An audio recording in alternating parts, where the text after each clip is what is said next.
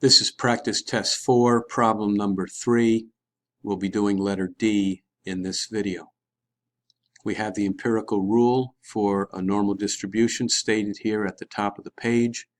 We've covered that in previous videos.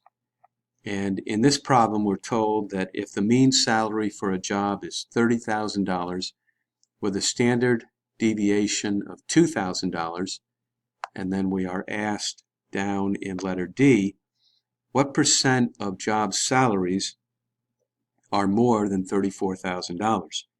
So I've drawn the normal distribution curve. Underneath it, I have my z-scores, or the number of standard deviations I am away from the mean, or the data is away from the mean, to the right and to the left. Underneath the z-scores, I have the salaries. $30,000 is the mean, and then I add 1, 2, and 3 standard deviations as I move to the right. I subtract 1, 2, and 3 standard deviations as I move to the left. The question is, what percentage of job salaries are greater than 34,000?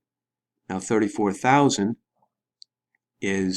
corresponds to 2 standard deviations above the mean.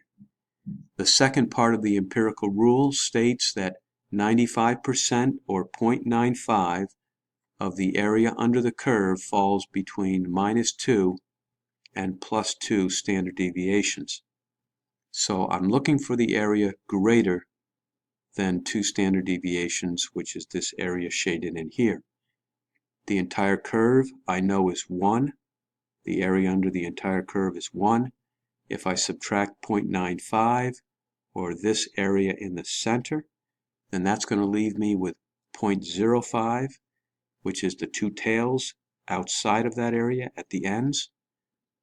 They're symmetric or equal to one another, so I'm going to divide 0.05 by 2, and that gives me 0.025 or 2.5%.